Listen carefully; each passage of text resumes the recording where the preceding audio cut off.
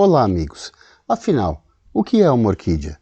O que faz com que uma planta seja considerada uma orquidácea, essa família tão variada que nós amamos tanto?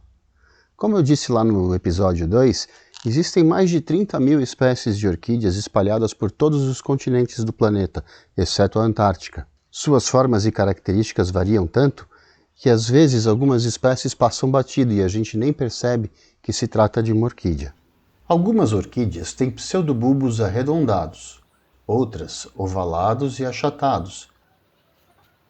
Há orquídeas com pseudobulbos compridos, curtos, estreitos ou grossos. Há também plantas que quase não apresentam pseudobulbos, ou estes são muito pequenos em relação às folhas.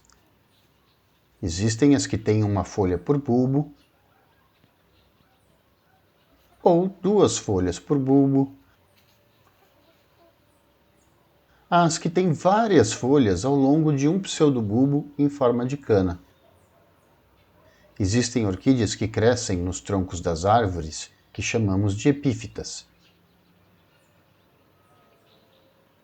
Existem outras que preferem crescer grudadas às rochas das encostas do seu habitat, que chamamos de rupícolas.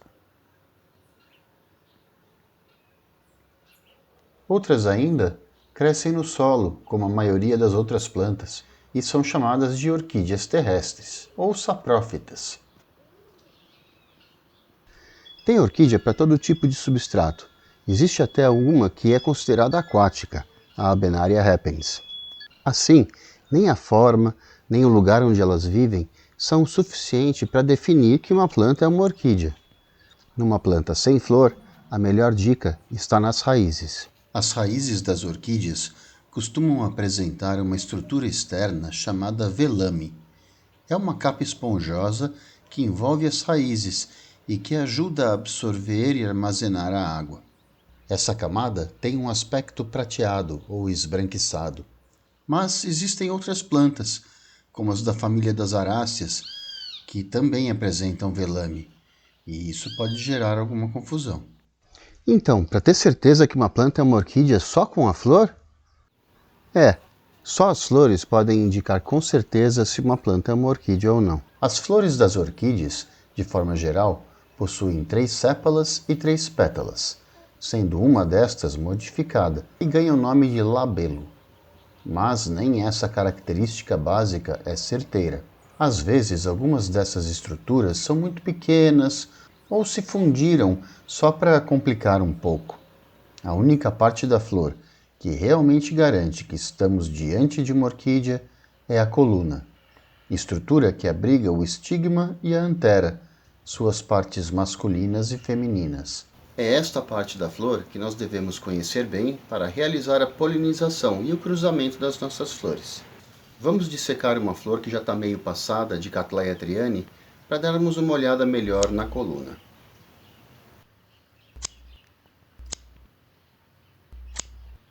Eis aqui, essa parte que fica bem no interior da flor é a coluna.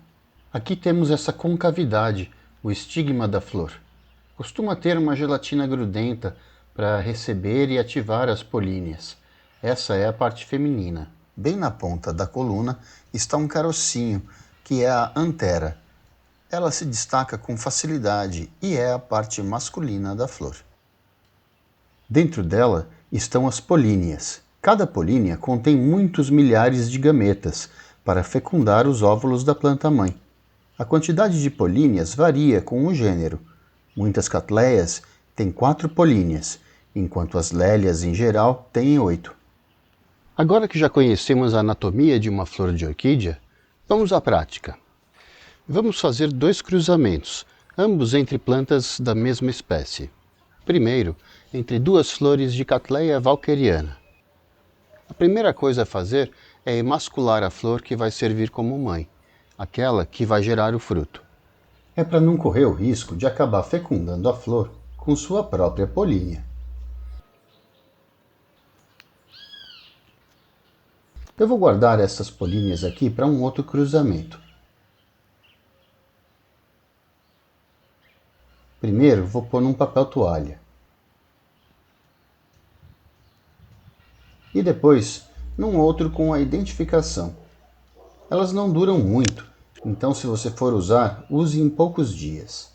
Agora, vamos colher as políneas da planta pai.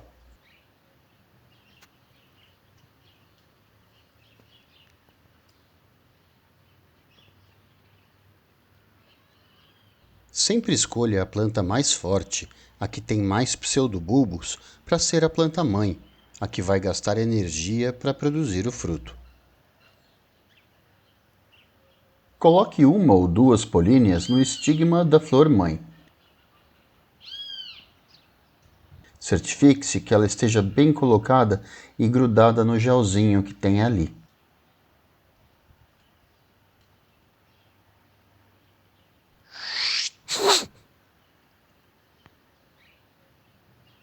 É sempre muito importante colocar uma etiqueta para cada cruzamento. Meses depois, a gente acaba esquecendo quem é quem. Você pode usar embalagens de margarina, manteiga ou outras para fazer as suas etiquetas.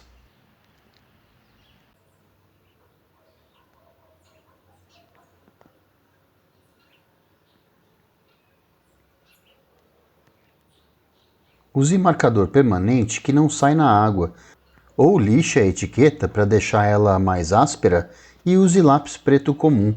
E pronto! Uma vez etiquetado, o cruzamento está feito. Agora vamos cruzar duas catleias persivalianas.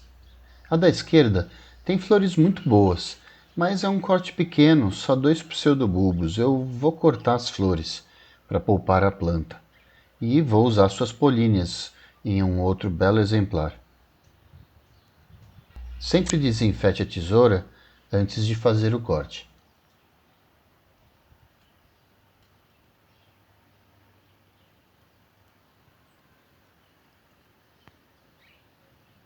Pronto, aqui estão. As catleias persivalianas têm 4 políneas.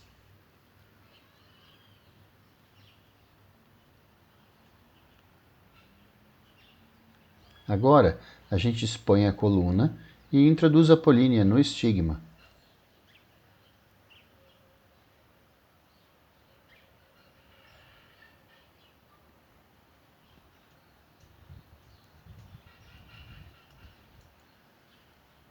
Nunca se esqueça de colocar a etiqueta. Uns 20 dias depois, um bom sinal de que tudo correu bem. A flor secou, mas o talo, que é seu ovário, continua vivo e já começa a engrossar. Mais alguns meses vai virar um fruto, como esse que já tem uns 6 meses, de Cattleya purpurata. No próximo episódio, como fazer a sua glove box e por que ela é fundamental. É só você se inscrever no canal, ativar o sininho aqui embaixo para você ficar por dentro dos nossos próximos lançamentos.